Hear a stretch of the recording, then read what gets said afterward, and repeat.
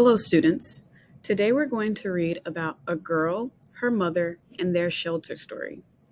Remember that sometimes when a person is in poverty or has lost their home to a very bad event in nature, like a natural disaster, they go to a shelter. Shelters help homeless people in need, like the family in this story that we're going to read about today. The characters in the book use their imagination throughout the story. When you imagine something, you think about it and make a picture in your mind about that thing that you're imagining, even if it's not real.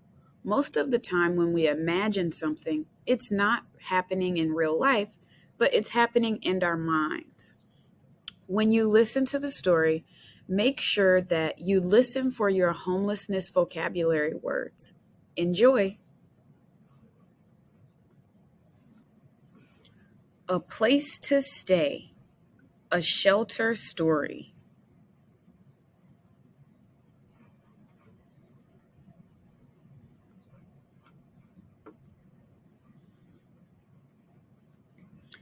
I slammed the car door and tucked Bunny beneath my arm.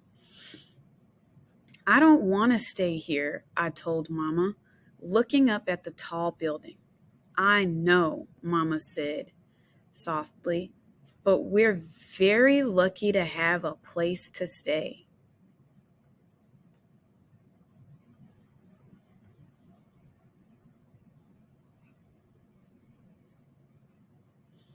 I squeezed Bunny Beth to my chest.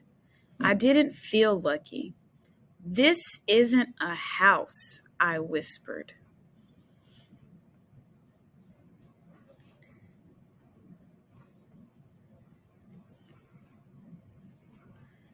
You know what, Mama said? I think you're right. Looks more like a palace to me. A palace? I asked. Mama grinned. Let's go inside and see if the queen is here.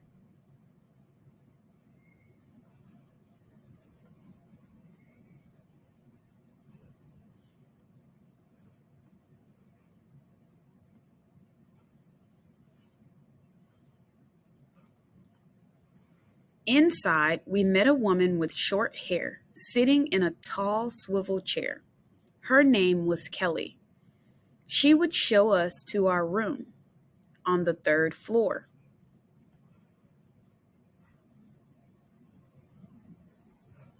We passed an area with some sofas and a television on one side.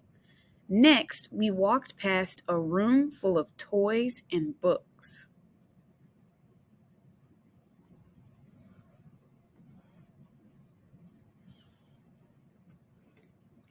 Oh, wow, Mama exclaimed. I believe we found the treasure cave. Is all of this for me? I asked. You and all the other kids. Maybe you will make some new friends, said Kelly. Mama said we would visit later.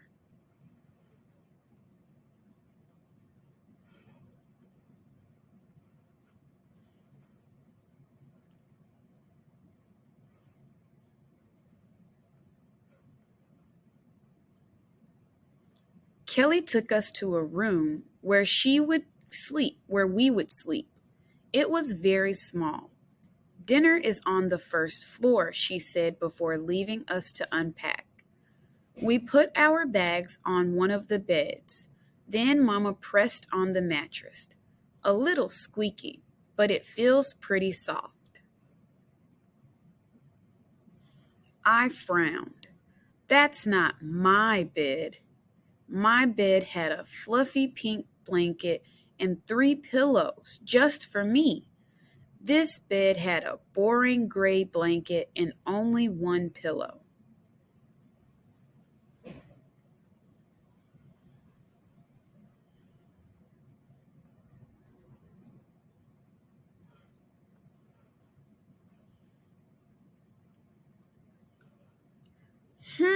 Mama replied. You're right. That's not your bed. In fact, that's not a bed at all. She kicked off her shoes and climbed onto the mattress. "What are you doing?" I asked. Mama took a big bounce. She took another bounce and then another. Her fingertips touched the ceiling.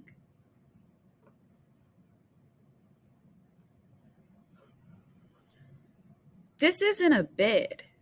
This is a rocket ship, sending me straight to the stars. Do you want to touch them too? Bouncing looked like fun.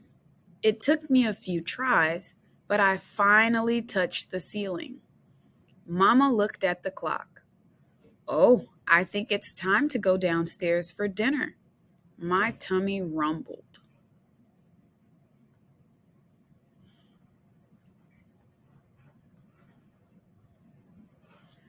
"Yum, I smell spaghetti," Mama said. The dining room was large and full of people talking loudly. Some people stood behind a counter, serving food. Others sat at tables eating. I covered my ears. This isn't a kitchen.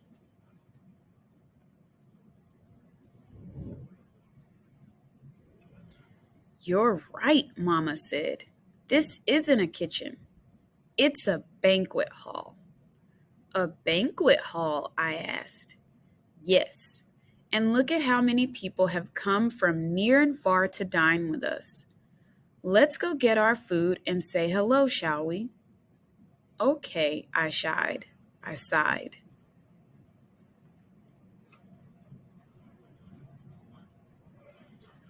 We sat next to a woman named Alice and her two children, Grace and Andrew.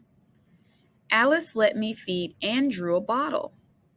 Grace and I talked about school and found out we were reading the same book.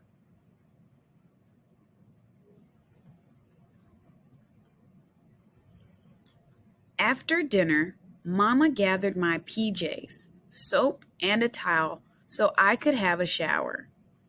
I turned the water on, then ran my hand under the spray. "Brrr," I said. "You'll just have to wait for the water to warm up before you get in," Mama replied. "Wait?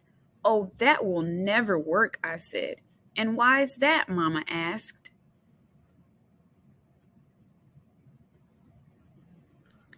"Because we won't find warm water here," I smiled. "Really? How will we find it?" Mama asked. "Deep sea diving," I said. "Put your diving mask on." We swam to the right, glug. We swam to the left, glug, glug. "Over here," I shouted. The water was just right. After my shower, I climbed into my rocket ship and snuggled with Bunny Beth. "Mama, this is the most comfortable rocket ship I have ever slept in," I yawned. "I think so too," Mama whispered, kissing me on the cheek. "Good night, sweetheart." "Good night, Mama," I whispered back. 5, 4, 3, 2, 1, and we were off to sleep.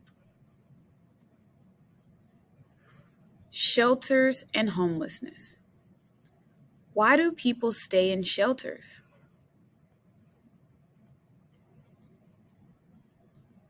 The characters in this book are spending the night at a homeless shelter, a building that provides a place to stay for people who need it. People might have trouble finding a place to stay at night for many different reasons. This could happen if a natural disaster like a hurricane or flood destroys someone's home. It could also happen if someone can't pay for a place to live, maybe because they lost their job or got a big unexpected bill. Sometimes living at home is not safe, so people have to find a new place to stay.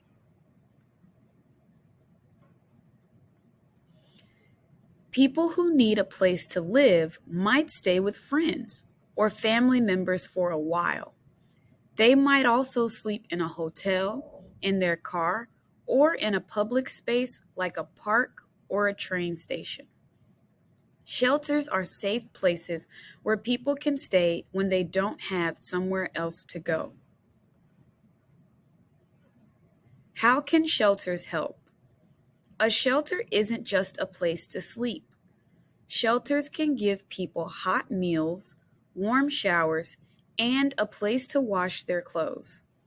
Some of the people who work in shelters are called social workers. They can help those staying in shelters find health care, train for new jobs, and plan how to save money for a new home. Like the characters in the book, people staying in a shelter might have a tough time getting used to living in a new place and sharing with others. Children staying in shelters might have to go to a new school for a while. Social workers can help make these changes easier. People in the community can volunteer at shelters, helping serve food or clean the building. They can also help by giving money or by donating things shelters might need, like clothes, food, art supplies, and games.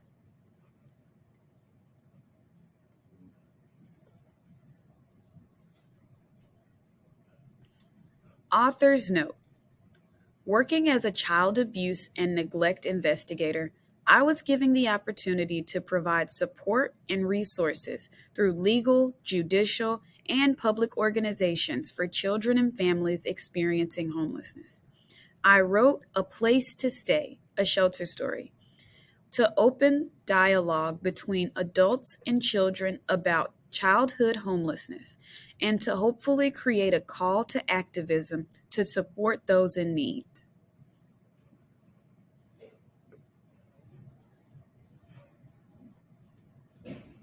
The book is now complete. Congratulations.